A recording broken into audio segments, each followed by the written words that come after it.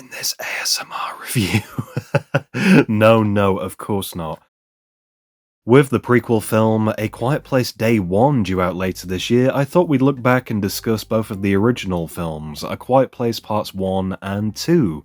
And I watched these recently and was overall very impressed by the storytelling, the characters, and the ominous threat that is for sure an icon in the making.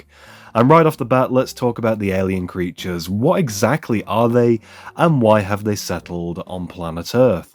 Well, officially they are referred to as Death Angels, being blind alien savages that do go unnamed in both films, and they arrive on a meteor as shown in the second film's opening, where they begin to wipe out humanity for making even the faintest of sounds.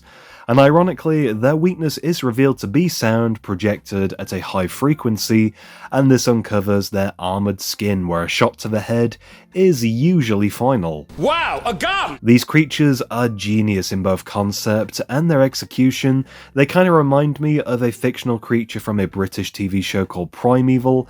Not necessarily a show I would recommend for everybody, but if you like cheesy television and CGI animals, you may enjoy it. And one of their most iconic creatures was an animal referred to colloquially as the future predator, and they are very similar in their bodily shape and their usage of echolocation, and in comparison, the Death Angels are more advanced with an unfathomable strength, combined with a naturally evolved body armor which makes them nearly impossible to kill. Something both films do well is the tension-based world building.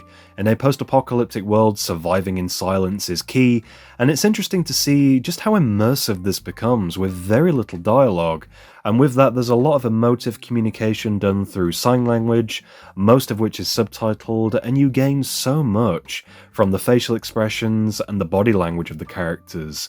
And I applaud how this is utilised, especially surrounding the daughter, Reagan, portrayed phenomenally by deaf actress Millicent Simmons, and in both films, Reagan was by far my favourite character. I really appreciate the scenes where we step into her shoes, and this is cleverly done with the usage of diegetic sound and the lack of, and if you have the Blu-rays or look up on YouTube, there's some really great behind-the-scenes stuff from writer and director John Krasinski, Jim from The Office to get that out of the way, and he describes these shots as Millie's envelope, where we experience hearing similar to how she does. And there's a lot of creative potential to appreciate from this. Looking at the first film, the aliens are a threat we learn about gradually. What exactly is the purpose of these aliens killing all life on Earth? This is not known. Within the space of about a year, what's left of humanity has learned to adapt to these invaders, and as we follow the Abbott family, we see how they survive. For example, walking on sand to cushion footsteps, soundproofing their surrounding areas, communicating mostly through sign language, and the aliens don't really seem to have a goal, and just attack with mindless violence. An obvious conclusion perhaps would be that the aliens are killing for food, but they have never been seen eating human flesh, they just seem to be hunting for sport. And it's also not really known just how intelligent they are either, but from what we have seen, their goal is literally just to silence mankind. I like how there's so much more info about the aliens than what we are given in both movies. Reading up on the creatures specifically, Krasinski has gone into a hell of a lot of detail, and he describes their homeworld as a lightless planet, a hell world with much harsher conditions and higher gravity than Earth. And it's speculated that their home planet was somehow destroyed, and that the surviving aliens held onto debris that later fell to Earth, and there's definitely more story potential looking at just the creatures, but these are some of the things that I personally feel should be left alone. Less is more, and with that in mind, the less we know about the creatures, the more threatening they appear. And it already looks like there's going to be a hell of a lot more of these creatures in the prequel film, which is due out this year, attacking an entire city, so hopefully that won't be too overwhelming where we'd sadly lose what makes the creatures so frighteningly enjoyable. It's debatable whether generalized sound is deemed to be a threat to the creatures, or just the sound from other living beings is enough to make them attack. By that logic, what if another Death Angel makes an audible sound? Do they attack one another? That is something I did not notice when watching both films, but as you can tell, this spirals into other questions, such as, are the aliens now breeding on Earth, therefore creating more creatures? The less we know about them, the more we ask questions, leading to a lot more story possibilities. As far as both films go, family and survival are the main focus, particularly in the first film, and this is where we are introduced to the Abbott family many months into the apocalypse, looting supplies for survival, and after the loss of the youngest son, for doing something hilariously stupid, might I add.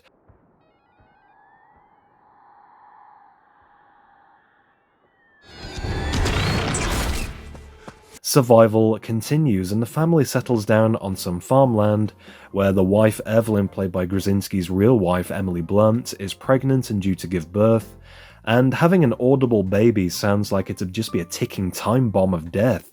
But the family prepares for this eventuality, plus having a kid anyway, I guess boredom really does strike, if you know what I mean.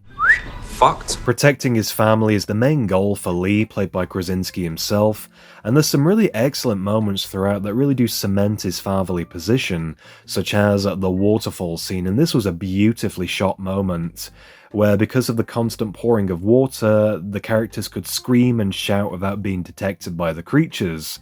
And this was really the only moment where the characters really felt like they had some kind of freedom. You could argue there's a sense of foreshadowing here as well, trying to make his son Marcus the man of the family, preparing him for various sort of survival techniques going forward, and seeing how he'd stop at nothing to ensure the safety of his children made for some really emotional storytelling for Lee in particular. And with the family meticulously planning for every eventuality, this really does show just how much thought went into this project. Sadly, as you can expect, this wasn't enough to live peacefully, where events do snowball, leading to an all-out invasion on the farmhouse with the creatures looking to kill the entire family. I will say, the series of events is kind of predictable, where Lee does sacrifice himself to protect his children, and instead of Marcus stepping up, Reagan actually becomes the hero of this story, filling her father's shoes, and she is able to use her hearing aid to create noise interference, which luckily is enough to overwhelm the aliens, exposing their weak points. And leading into part 2, the usage of Reagan's hearing aid as a weapon becomes a lot more prominent. The creatures now have a known weakness, but implementing a successful way to use this seems a lot more difficult than you'd think. The opening scene to the second film provides more context for the aliens falling to Earth, and there's some beautiful cinematography to appreciate from this sequence, and I especially loved the acting from Krasinski. It was good to get another scene with him after the events of the first film, and the way he conveys fear is extremely unsettling. And with the invasion, it begs the question, just how widespread are these aliens?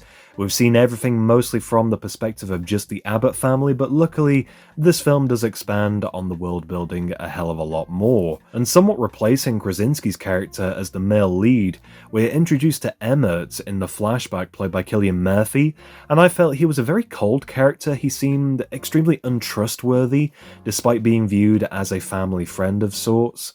It's revealed that he lost his entire family and is now surviving alone, and as you can imagine, loneliness can do terrible things to a mind. And he luckily saves the Abbott family, continuing the events of the first film. He didn't necessarily intend on helping them, but seeing Marcus with a brutal leg injury and the rest of the family struggle was enough to convince him. And whilst Marcus is resting up, Reagan gives him a pair of headphones, allowing him to relax, where suddenly this is interrupted when he hears the iconic Frank Sinatra track, Somewhere Beyond the Sea. What's interesting about this is how Reagan deciphers this as a message. The song is being transmitted from somewhere, maybe somewhere beyond the sea, which means salvation for her and her family.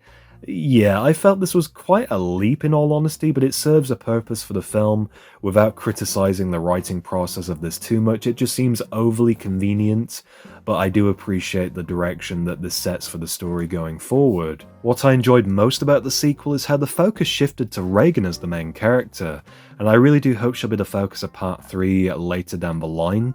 Seeing her determination to continue her father's work is effectively portrayed, and despite everything, she wants to protect her family, therefore she decides to go on a dangerous journey by herself, with a vague idea as to where the radio broadcast signal is coming from. And if she's right, she may have found a community where the family can live safely, And this element of the story also adds another bit of lore to the creatures. The Death Angels apparently don't like water, which could have been maybe further explored. They aren't necessarily harmed by water, they just basically can't swim.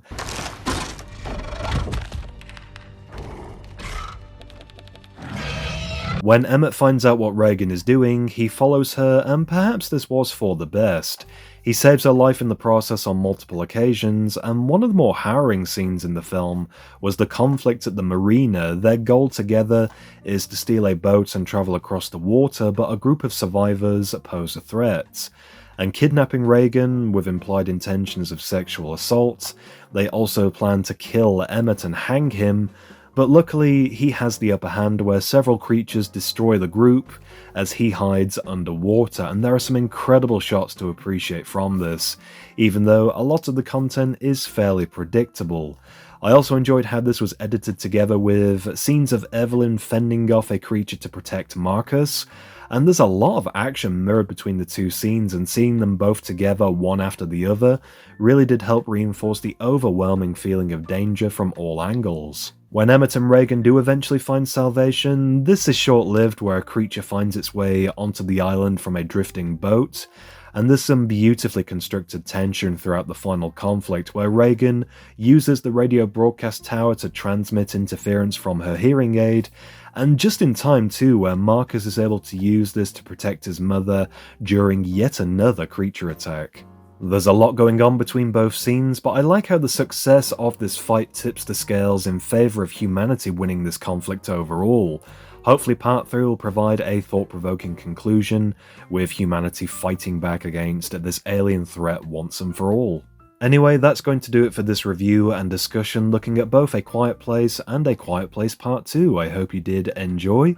I look forward to seeing more from this franchise, and I'm sure its future will be a bright one going forward. Let me know your thoughts on these movies in the comments down below. Which one of the two films did you prefer? As always, I love hearing your thoughts and opinions. Leave me a like if you enjoyed this review and want to see more videos like this. And for more content, be sure to subscribe to my YouTube channel, DVD Review Studios.